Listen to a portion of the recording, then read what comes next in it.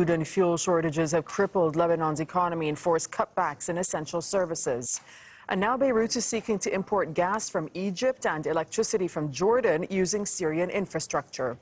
The U.S. backs the plan despite maintaining sanctions against the Bashar al-Assad government in Syria. The Lebanese party asked for help from Syria for Lebanon to pass Egyptian gas and Jordanian electricity through Syria. The Syrian side welcomed the request and assured us it was ready to oblige. Both parties agreed to follow up on the detailed technical issues via a joint technical team. Let's talk about this with Christophe Abinassif, who's the director of the Lebanon program at the Middle East Institute in Washington, D.C. He's joining us via Skype from Boston. Thanks for speaking to us on Al Jazeera. So, as we're saying, first such visit, in 11 years. Just give me your initial reading into it and tell me how you think it's going to impact Lebanon. Thank you. Thanks for having me. It's an interesting visit given the context that Lebanon is going through right now, the humanitarian crisis that you've alluded to has been crippling the country. People have been losing their lives effectively because of lack of access to hospitality, to hospitals, lack of access to clean water, etc. So this really comes out of necessity, first of all, but also given the potential lifting, or at the very least easing of restrictions that the U.S. had imposed on countries, companies, entities dealing with the Bashar al-Assad regime.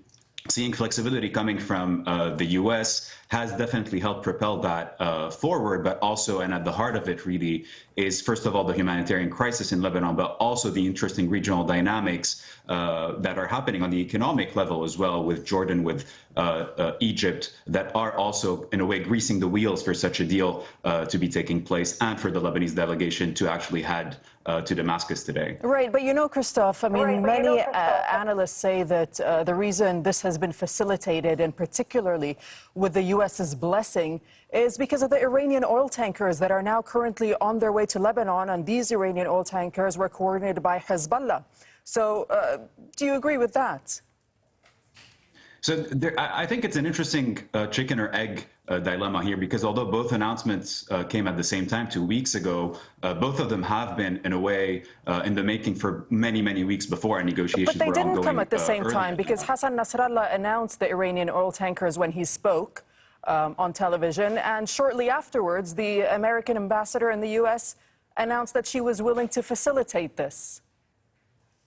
Correct. So that announcement came at the same day, effectively, although, again, both plans were shaping up. So the announcement coming at the same day is in a way very interesting. Hezbollah, in a way, by striking first, really played this proactive diplomatic card, forcing the U.S. in a way into a situation where they effectively lose face in some way or form, because if they were to follow through and impose sanctions, then it would be poorly perceived, and it will, in a way, reinforce this conspiracy or this siege theory that Hezbollah has been promoting over the past weeks and months, that the U.S. really has been imposing this embargo, in a way, on Lebanon. And if it weren't to go through, then Hezbollah is perceived domestically as the one entity that, in a way, saved the Lebanese by producing or by being able to import some of this fuel. So by striking first, in a way, Hezbollah was in a win-win situation. Although if you were to think about it, really, tankers coming in from Iran are a very, very tiny drop in an ocean, in a way,